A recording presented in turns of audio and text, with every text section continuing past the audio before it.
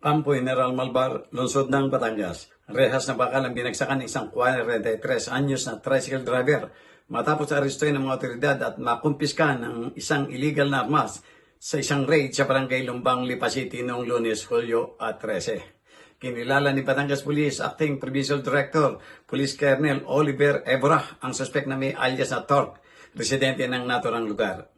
Isinagawa ng Lipa Component City Police Station ang operasyon laban sa suspect bandang alas 2:52 ng hapon sa bisa ng search warrant na inisyo ng Regional Trial Court Branch 13 ng Lipa City dahil sa paglabag sa Comprehensive Firearms and Ammunition Regulation Act o Republic Act 10591.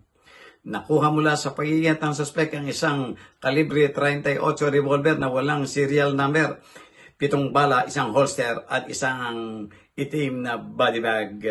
Ayon sa pulisya, naging maayos ang paghahain ng warrant na nasaksihan mismo ng suspect at ng mga opisyal ng barangay gamit ang mga body-worn camera. Kasalukuyang nakapit sa Lipa City Police Station ng suspect na naharap sa kasong paglabag sa Republic Act 10591 habang patuloy naman ang panawagan ng Batangas PPO sa publiko na isumbong ang mga illegal na aktibidad sa kanilang komunidad. Para sa journalnews.com.ph, Georgia Cesar Maxambol, People's Tonight.